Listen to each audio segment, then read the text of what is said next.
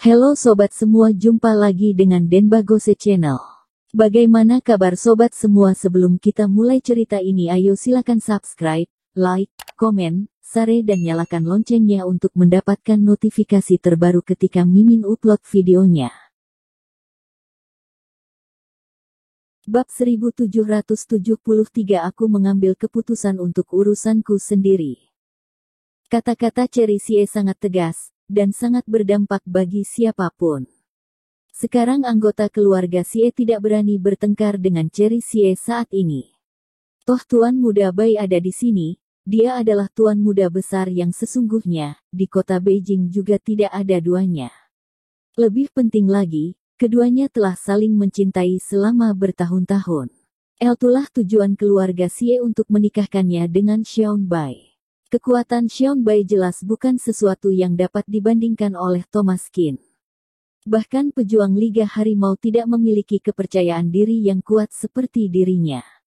Keluarga Bai dapat dianggap sebagai yang terbaik di antara 10 keluarga teratas kota Beijing, dan Xiao Bai juga merupakan keberadaan yang sangat menakutkan. Orang keluarga Sie tidak berani berkomentar sama sekali.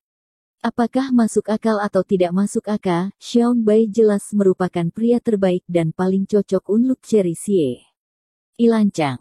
Yogi Sie berkata dengan suara yang dalam, wajahnya muram. Cherry Sie, jangan lupa, kamu sekarang di mana? Ini keluarga Sie. Aku kakekmu. Kamu berbicara dengan orang yang lebih tua seperti ini.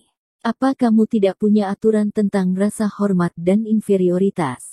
Tahukah kamu bahwa Tuan Muda Bai terus menunggumu, dan kamu kehilangan kesabaran begitu kamu memasuki pintu? Apakah menurutmu semua orang harus memanjakanmu? Tuan Muda Bai adalah tamu agung di keluarga Sie kita. Apakah kamu tidak ingat bagaimana kalian berjalan ke sini saat itu? Tuan Muda Bai memperlakukanmu dengan sepenuh hati. Semua orang keluarga Sie melihatnya. Kenapa kamu tidak bisa berbicara baik-baik dengan Tuan Muda? Meski Yogi Sie marah, namun dia tetap berbicara dengan sungguh-sungguh. Lagi pula, Cherry Sie sekarang sedang naik daun. Meski Thomas Qin hebat, bahkan pejuang Liga Harimau pun membantunya, tapi bukan berarti dia bisa menjadi cikal bakal untuk kebangkitan keluarga Sie. Tapi Xiao Bai berbeda, orang keluarga Sie melihatnya tumbuh besar, dan dia juga kekasih masa kecil dengan Cherry Sie. Ini adalah sesuatu yang tidak bisa dimiliki siapapun, dan hubungan keduanya saat itu sangat baik, tidak dilebih-lebihkan untuk menggambarkan mereka lengket bagaikan lem. Jika bukan karena berbagai alasan, Xiao Bai sudah menjadi menantu kebanggaan keluarga Sie mereka. Bahkan dalam 10 tahun terakhir ini, keluarga Sie pasti sudah mengikuti jejak keluarga Bai, mengandalkan dukungan mereka untuk naik daun. Bukan tidak mungkin bagi keluarga Sie untuk naik ke langit. Hanya karena mereka tidak bisa bersama, generasi baru keluarga Sie semakin buruk, mereka sudah kalah dalam persaingan menjadi 10 keluarga teratas, jadi saat ini keluarga Sie jatuh terpuruk. Secara garis besar, Yogi Sie menyalahkan Cherry Sie. Jika dia menikah masuk keluarga Bai dan menjadi nyonya muda, nasib dari keluarga Sie mereka akan berbeda. Dengan alasan apapun, sekarang Tuan Muda Bai telah kembali, mereka tidak bisa melepaskan kesempatan sebaik itu. Thomas Qin dan Yuntai Jiang hanya sampah. Hanya Tuan Muda Bai lah menantu favorit mereka, dan dia pasti juga favorit Cherry Sie. Bagi keluarga Sie, Cherry Sie pasti karena hidupnya yang tidak memuaskan, sehingga mencari Thomas Qin secara asal-asalan untuk meladeni mereka, dan juga untuk menghabiskan sisa hidupnya. Jika tidak, dengan persyaratan Cherry Sie, di seluruh negara Huaxia ini hanya ada segelintir pria yang pantas bersanding dengannya, dan Xiao Bai adalah kandidat terbaik. Urusan aku sendiri, aku yang mengambil keputusan, tidak perlu orang lain mengarahkanku. Awalnya, kalian ingin aku menyenangkan satu demi satu tamu agung sesuai dengan keinginan kalian, dan aku tidak mau, sehingga aku terisolasi oleh keluarga Sie. Sekarang, aku bukan lagi orang yang dapat kalian kendalikan. Kepulanganku hanya untuk memberitahu kalian bahwa hubungan antara aku dan Thomas Qin telah dipastikan, tidak ada yang bisa mengubah pendirianku. Cherry Xie acuh tak acuh, kata-kata ini untuk orang keluarga Xie, dan tentu saja itu juga untuk Xiao Bai. Dia datang kali ini dan ditakdirkan untuk pulang tanpa hasil. Cherry, apakah kamu benar-benar tega meninggalkan hubungan 10 tahun kita? Ada sentuhan kelembutan di mata Xiao Bai, penuh kerumitan. Bab 1774 Tatapan Permusuhan. Kamu sedang bingung, Cherry, yang lain mungkin tidak tahu, tetapi apakah aku tidak kenal karaktermu? Kamu adalah tipe orang yang sekali marah besar, maka tidak bisa orang yang bisa menarik kamu kembali. Bukankah hanya karena Tuan Muda Bai tidak kembali dalam beberapa tahun terakhir ini? Tidak bisakah kamu mempertimbangkan dari sisi seorang pria? Apakah kamu begitu tegas dan egois? Jonathan Xie berkata dengan marah. Pria hebat punya aspirasi di mana-mana. Apa kamu berharap lelaki kamu hanya sampah yang tidak bisa berbuat apa-apa dan selamanya tinggal di rumah?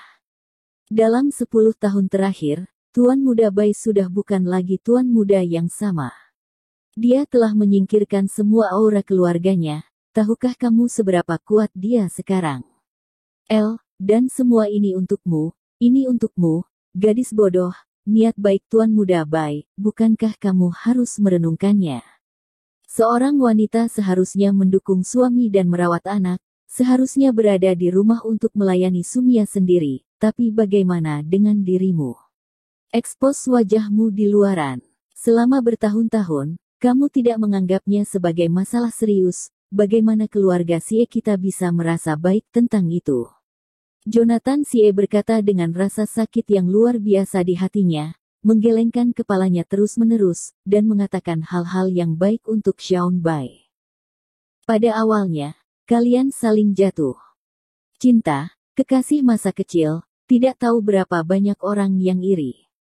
Kamu memiliki cinta yang dalam pada Tuan Muda Bai, dan Tuan Muda Bai tidak pernah melupakan kamu.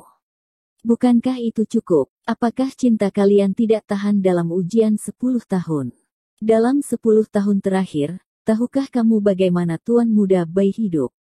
Memikirkanmu sepanjang waktu, selama 3 hari terakhir, dia telah menunggumu di keluarga Xie. Dia hanya ingin melihat langsung kamu pada pandangan pertama saat kamu kembali. Ini sungguh pria yang setia dengan cintanya. Apakah kamu benar-benar tega putus dengan Tuan Muda Bai? Ayah saja tidak tega. Jonathan Xie membantu Xiao Bai untuk berbicara. Saat ini, dia tidak hanya tidak berbicara untuk putrinya, tetapi malah menjadi orangnya Xiao Bai. Dalam semua ucapannya, semua pujian untuk Xiao Bai dan penghinaan terhadap putrinya sendiri, membuat Thomas Qin depresi. Bagaimana bisa ada ayah seperti itu di dunia ini? Kamu mengatakan ini, apakah tidak merasa malu? Jika keluarga Xie benar-benar memiliki seorang pria yang perkasa, mengapa aku harus maju sendiri di medan perang? Jika kalian dapat menjaga keluarga Xie tetap damai selamanya, mengapa aku harus menunjukkan wajahku di luar sana? Anggota keluarga banyak tapi tiada yang berbakat. Makanya aku terpaksa mendukung demi keluarga Xie, dan sekarang kamu bertanya kepada aku sebagai anak perempuan keluar untuk menunjukkan wajahku di luar sana. Jonathan Xie, apakah kamu masih peduli dengan wajahmu? Kata-kata Cherry Xie sangat tajam. Jonathan Xie memerah karena marah. Dia tidak mendapatkan hasil apapun, malah membuat dirinya sendiri kehilangan muka. Kamu apa maksudmu? Aku ayahmu. Bagaimana kamu bisa bicara padaku seperti ini? Jonathan Xie jelas sudah sedikit kesal karena merasa malu. Bicara dari awal permasalahan, kamu sendiri yang tidak melakukan apa yang seharusnya kamu lakukan, tanggung jawab kamu dilempar pada anak perempuanmu sendiri. Sekarang kamu masih mendakwa di sini. Hehehe, keluarga Xie, benar-benar membuka wawasan orang, Thomas Qin berkata dengan ringan. Di sini, aku khawatir bukan giliran kamu untuk berbicara. Mata Xiao Bai dingin, dia melirik. Thomas Qin, dengan ujung jarum menusuk, tatapan semacam ini membuat Cherry Xie merasa sangat rumit. Dia tidak menginginkan ini, dia tidak ingin Thomas Qin terluka ataupun disalahkan. Kejadian ini adalah kesalahannya. Dia tidak memberitahu Thomas Qin dengan jelas, dan dia tidak menyangka Xiaoan Bai akan kembali saat ini. Bagi mereka, hal ini memang tidak adil, dan bagi Thomas Qin tentu saja lebih tidak adil.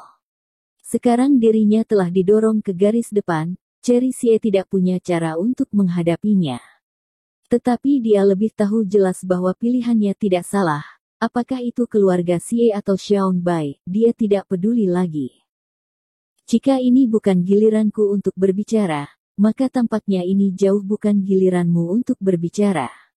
Siapa kamu memangnya? Thomas Qin mencibir. Bersambung. Terima kasih kepada kalian yang telah menonton video ini. Jangan lupa tekan tombol subscribe-nya dan nyalakan notifikasinya untuk mendapatkan video-video seru lainnya dari channel Denbagose.